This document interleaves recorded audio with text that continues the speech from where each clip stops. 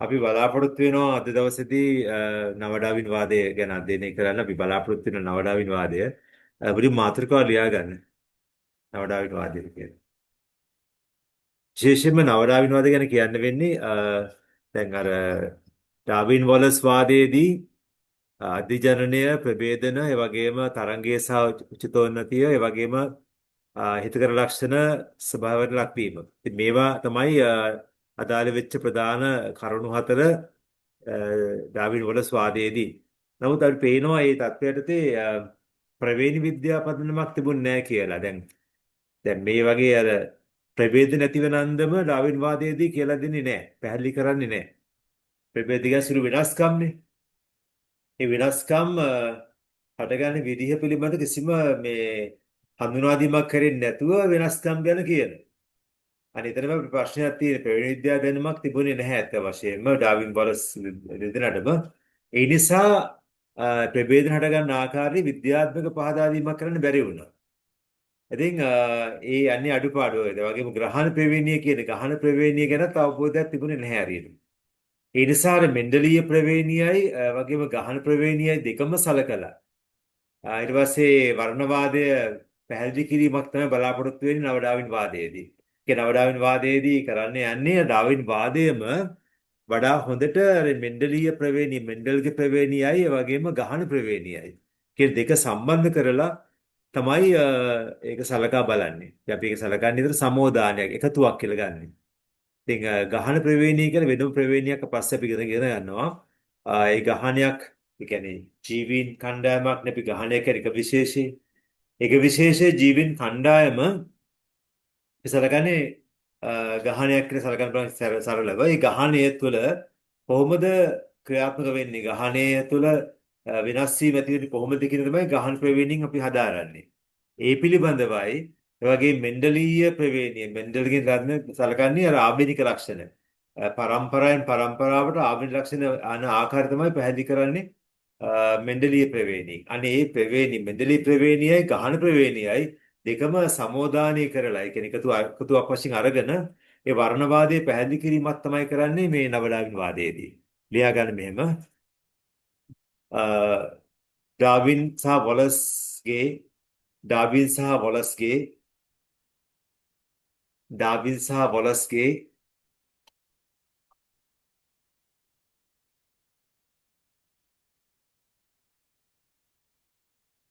ස්වභාවික වර්ණවාදය ඩාවින් සහ වොලස්ගේ ස්වභාවික වර්ණවාදය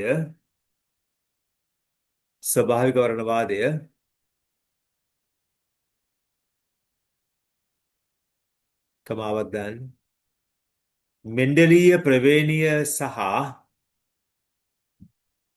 මෙන්ඩලීය ප්‍රවේණිය සහ මෙන්ඩලීය ප්‍රවේණිය සහ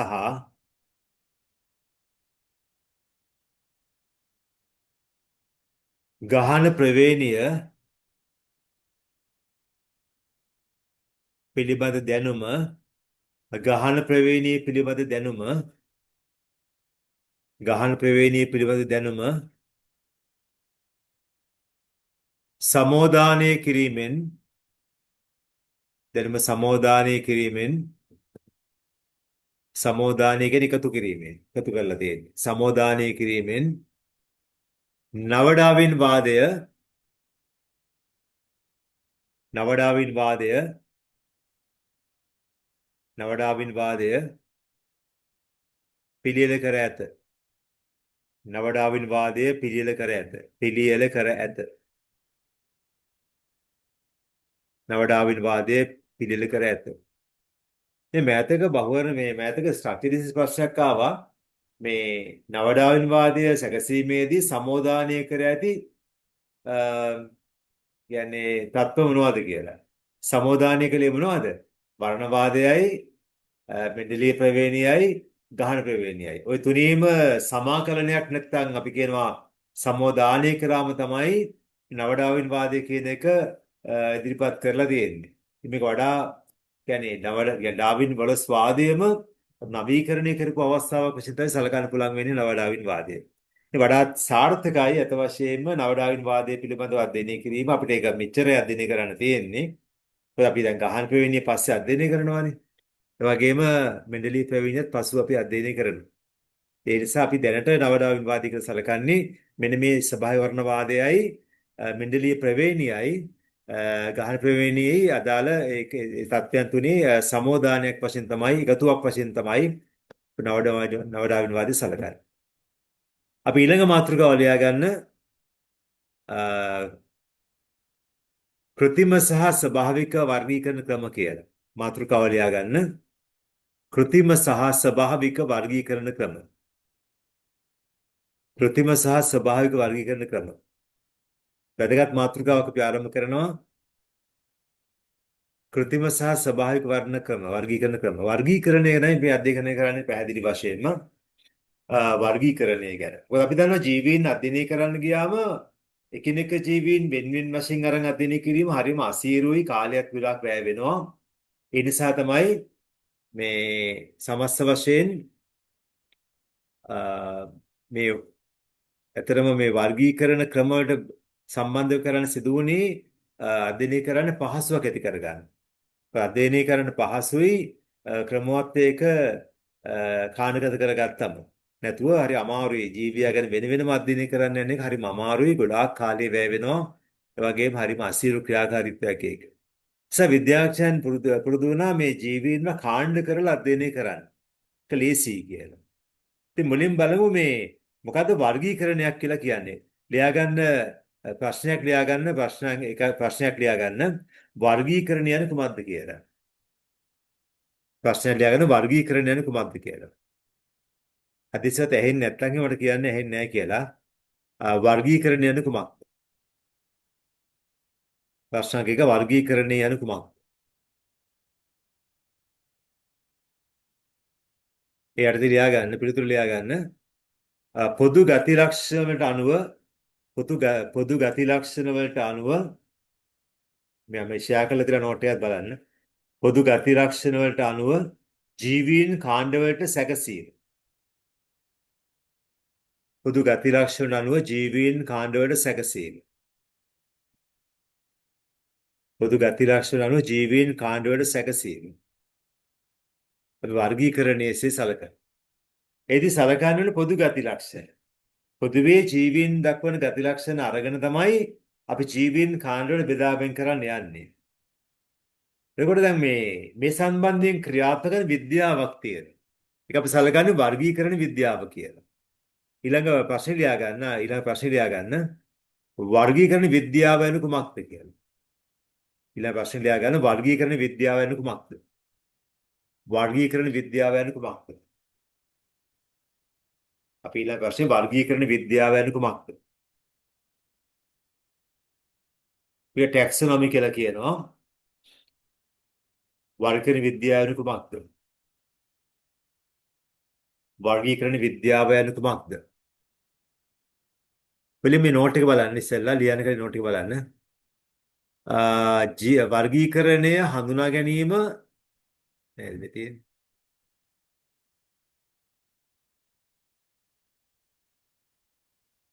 වර්ගීකරණය හඳුනා ගැනීම නාමකරණය විස්තර කිරීම පිළිබඳ විද්‍යාත්මක කියන වචනේ දාගන්න වෙනවා අපිට අනිවාර්යයෙන්ම විද්‍යාත්මක අධ්‍යයනය කිරීම.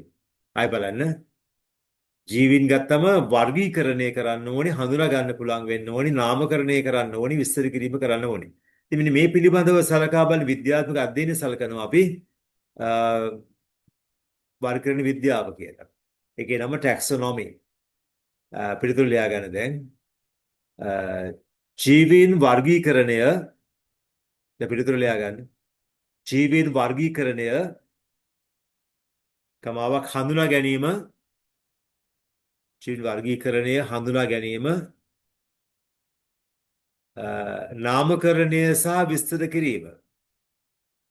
ජීවීන් හඳුනා ගැනීම නාමකරණය සහ විස්තර කිරීම පිළිබඳව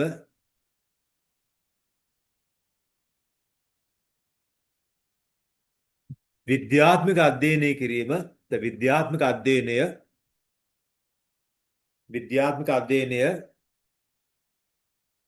විද්‍යාත්මක අධ්‍යයනය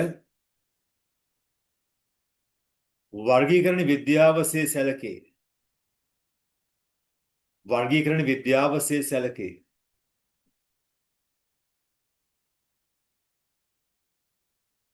වර්ගීකරණ විද්‍යාවසේ සැලකේ.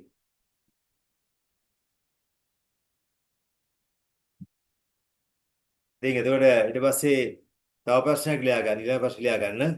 වර්ගීකරණයේ ප්‍රධාන ආකාර දෙක නම් කරන්න කියලා. වර්ගීකරණයේ ප්‍රධාන ආකාර දෙක නම් කරන්න. වර්ගීකරණයේ ප්‍රධාන ආකාර දෙක නම් කරන්න. ප්‍රධාන ආකාර දෙක නම් කර අංක 1 ලියා ගන්න. කෘත්‍රිම වර්ගීකරණය. එක කෘත්‍රිම වර්ගීකරණය. කෘත්‍රිම වර්ගීකරණය. අංක 2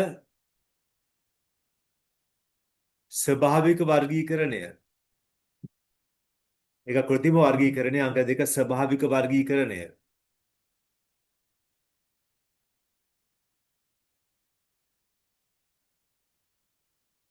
දැන් මුලින්ම අපි සලකා බලන්නේ කෘත්‍රිම වර්ගීකරණය ගැන. ලියා ගන්න. ඊළඟ ප්‍රශ්නේ ලියා ගන්න. කෘත්‍රිම වර්ගීකරණය යනු කුමක්ද කියලා. ඊළඟ ප්‍රශ්නය කෘත්‍රිම වර්ගීකරණය යනු කුමක්ද? කෘත්‍රිම වර්ගීකරණය යනු කුමක්ද? කෘත්‍රිම වර්ගීකරණය යනු කුමක්ද?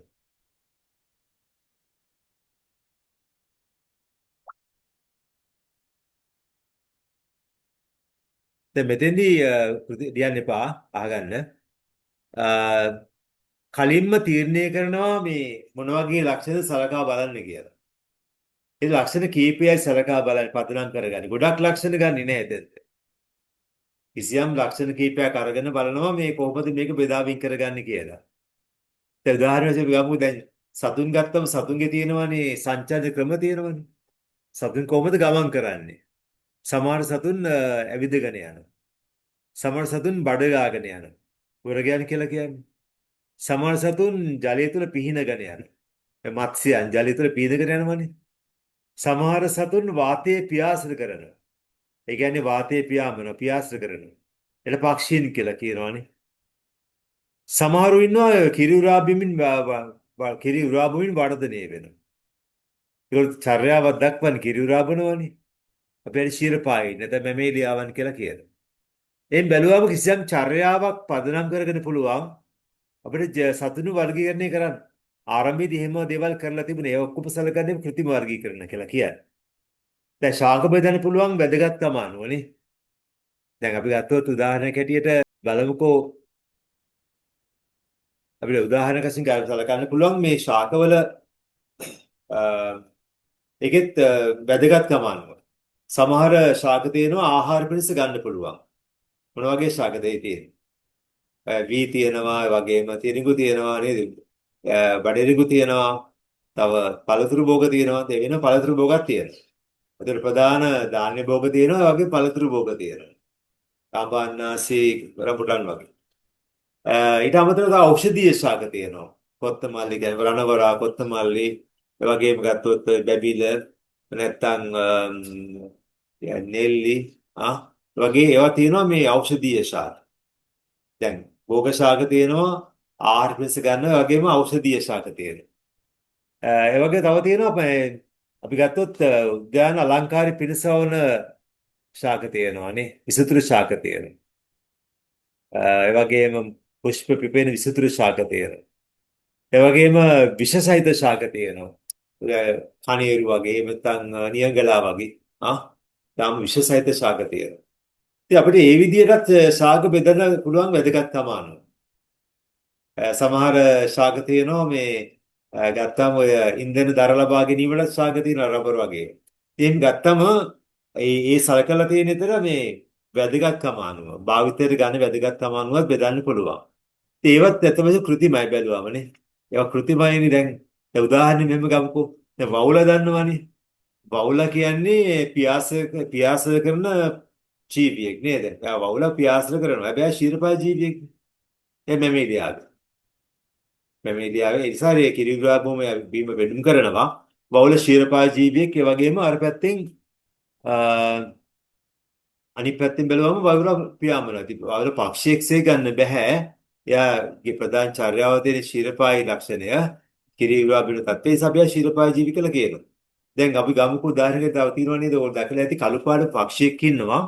එයා මේ ජලය තුළ වේගෙන් පීනනවා. කවුද ඒ? ජලයේ වේගෙන් පීනන පක්ෂියෙක් ඉන්නවා. කවුද එයාගේ නම?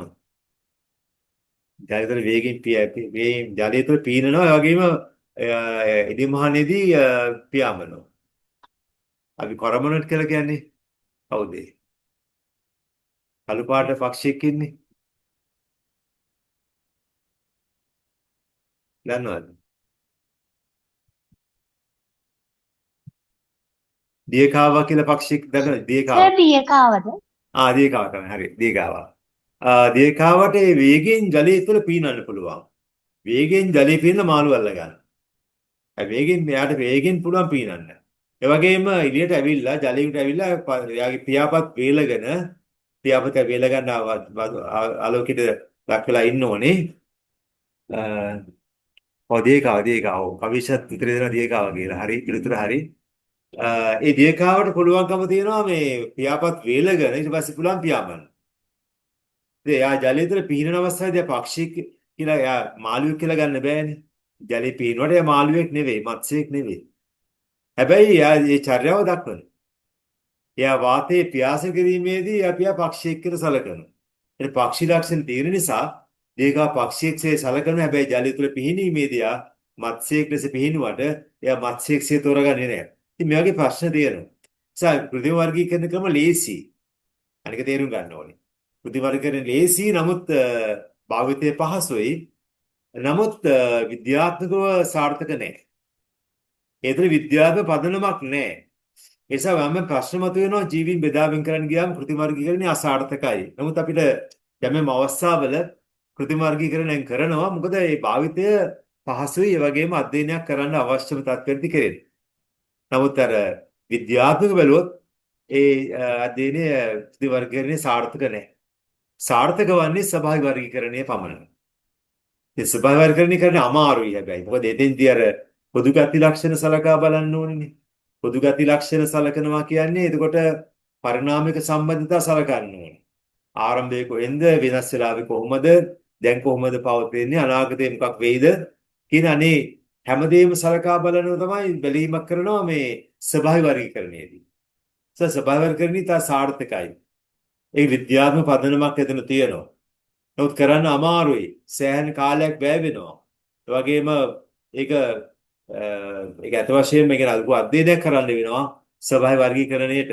අපි යොදාගන්නේ සාමාන්‍යයෙන් සරල ක්‍රමය තමයි කෘත්‍රිම වර්ගීකරණය කරන්න පෙළඹිලා තියෙනවා. මොකද භාවිතයේ පහසු නිසා. අපි යමු දැන් පාඩමට අයත්. මම හිතන්නේ ඔයාලට අවබෝධයක් ආව වර්ගීකරණ වල දෙකක පිළිබඳව. ඔව්. මුලින්ම අපි දැන් ප්‍රශ්නයක් ලියාගමු කෘත්‍රිම වර්ගීකරණ කුමක්ද කියලා ප්‍රශ්නේ ලියාගෙන තියෙනවා. කෘත්‍රිම වර්ගීකරණය කුමක්ද කියලා ප්‍රශ්නේ ලියාගන්න. ප්‍රශ්න ලියාගන්න කෘත්‍රිම වර්ගීකරණය කියන්නේ. එදී යට ලියාගන්න ජීවීන් කාණ්ඩ කිරීම සඳහා ජීවීන් කාණ්ඩ කිරීම සඳහා ජීවීන් කාණ්ඩ කිරීම සඳහා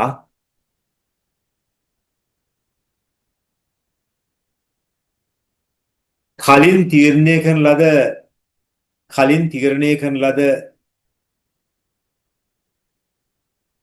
වරාන්දුලෙන් තෝරාගත් කියලා.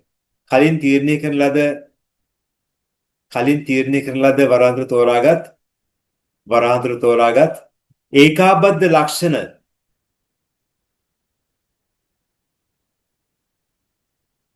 ඒකාබද්ධ ලක්ෂණ කීපයක් තෝරාගත් ඒකාබද්ධ ලක්ෂණ කීපයක්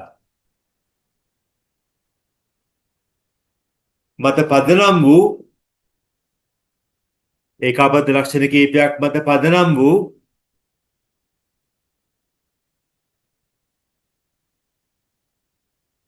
අධ්‍යයනයේ පහසුව සඳහා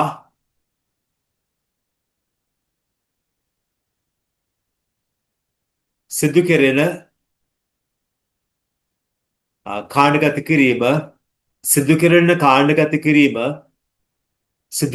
කාණ්ඩගත කිරීම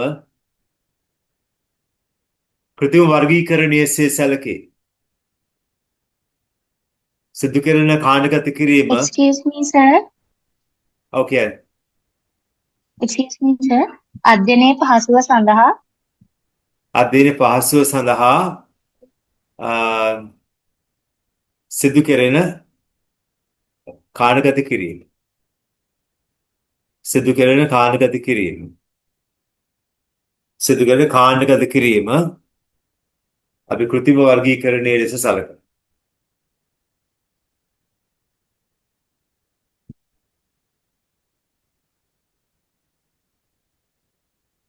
මෙම කෘතිම වර්ගීකරණය සඳහා මෙම කෘතිම වර්ගය තමයි ලියාගෙන යන්නේ. මෙම කෘතිම වර්ගීකරණය සඳහා කෘතිම වර්ගීකරණය සඳහා ජීවීන්ගේ පරිණාමික බඳුතාවයන්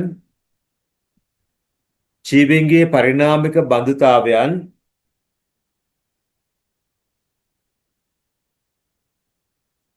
ජීවීන්ගේ පරිණාමික බඳුතාවයන් සැලකීමක් සිදු නොවේ. ජීවීන්ගේ පරිණාමික බඳුතාවයන් සැලකීමක් සිදු නොවේ.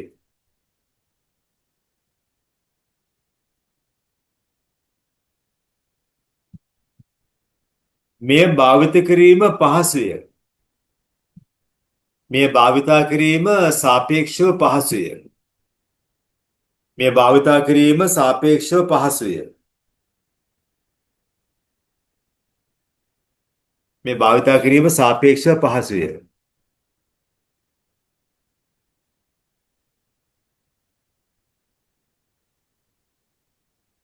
එමෙන්ම තව තවත් ජීවී කාණ්ඩ එකතු කරමින් එමෙන්ම තව තවත් ජීවී කාණ්ඩ එකතු කරමින් තව තවත් ජීවීන් කාණ්ඩ එකතු කරමින් ජීවීන් කාණ්ඩ එකතු කරමින් අවශ්‍ය පරිදි එකතු කරමින් අවශ්‍ය පරිදි එකතු කරමින් අවශ්‍ය පරිදි මෙය පුළුල් කරගත හැකිය. මෙය පුළුල් කරගත හැකිය. අවශ්‍ය පරිදි පුළුල් කරගත හැකිය. පුළුල් කරගත හැකිය. අවශ්‍ය පරිදි පුළුල් කරගන්න බපා. ඒකයි තව තවත් මේ කෘති වර්ගීකරණ ක්‍රමය පළල කරගන්න පුළුවන්, වැඩි දියුණු කරගන්න පුළුවන්. තව කාණ්ඩ ඔහි දාගන්න පුළුවන්. right? ඉතින් මෙහෙදි පරිණාමික සම්බන්ධතා සලකන්නේ නැහැ කියලා කිව්වා. හැබැයි තව පොයින්ට් එකක් තව ලියා ගන්න ඕනේ විභාගෙ ලියන්න ආපුවා මේ ගැන. අර 18 වෙනි සතවර්ෂය කියලා තියෙනවනේ. මේ 18 වෙනි සතවර්ෂයේ ප්‍රථමව භාවිතා වෙච්ච එකම ක්‍රමවේදය තමයි මේ කෘති වර්ගීකරණ ක්‍රමය. ලියා ගන්න. 18 වන සතවර්ෂයට ප්‍රථමව 18 වන සතවර්ෂයට ප්‍රථමව 18 වන සතවර්ෂයට ප්‍රථමව භාවිතා වූ එකම වර්ගීකරණ පද්ධතිය මේ වේ. භාවිතා කරන ලද එකම වර්ගීකරණ පද්ධතිය මේ වේ. 18 වන සතවර්ෂයට ප්‍රථමව භාවිත කරනු ලැබූ එකම වර්ගීකරණ පද්ධතිය මේ වේ. එකම වර්ගීකරණ පද්ධතිය මේ වේ.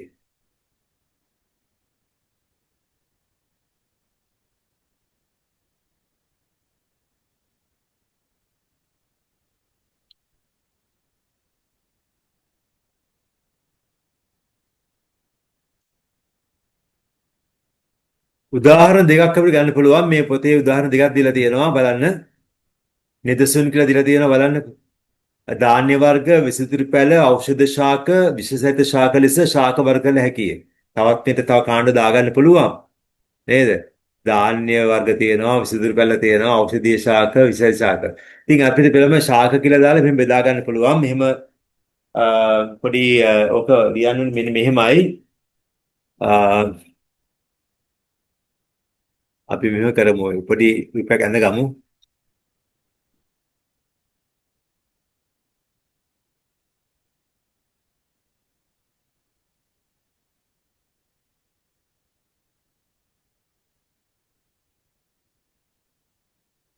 මේ තියෙන්නේ ශාක ධාන්‍ය ශාක බෙදන්න පුළුවන්. තව විසිතුරු ශාකක් තියෙනවනේ.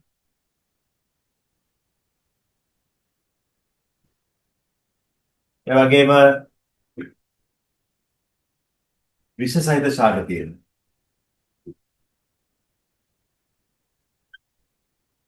ධාන්‍ය ශාක තියෙනවා, විසිතුරු ශාක තියෙනවා, විෂ සහිත ශාක තියෙනවා. තව වර්ගයක් කියයි බලන්න.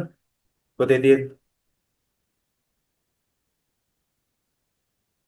ශාක බෙදෙන ක්‍රම තුනක් මම දාලා තියෙනවා. ධාන්‍ය ශාක, විසිතුරු ශාක, ඖෂධීය ශාක තියෙනවා නේද?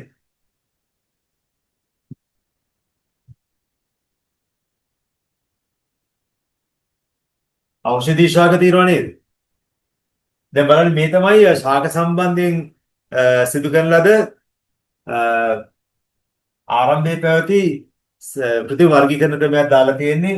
ඒකේ ධාන්‍ය ශාක, විසුද්ධි ශාක, විසහිත ශාක තියෙනවා, ඖෂධීය ශාක තියෙනවා. එහෙනම් බෙදා ගන්න. ඊ අපි සලකා බැලුවේ ශාක සම්බන්ධයෙන් සිදු කරන වර්ගීකරණයක්. පැහැදිලි පේනව නේද? අර බෝඩේ පේනවද?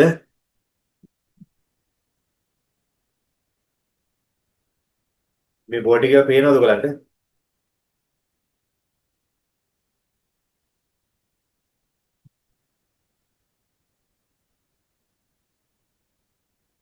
බෝඩේ පේනවද? ශාක, ධාන්‍ය ශාක, විසුද්ධි ශාක, විසහිත ශාක, ඖෂධීය ශාක. මේ විතර තියෙන්නේ. ඒ වගේ අනිත් වර්ගයන්ද ඔය ලියා ගන්න ඕනේ. සතුන් සම්බන්ධ එකක් තියෙනවා නේද? පාද සංඛ්‍යාවන් එක. පාද යුගල් දෙකක් තියෙන, පාද යුගල් තුනක් තියෙන, පාද යුගල් හතරක් තියෙන. ඒව විශේෂයෙන්ම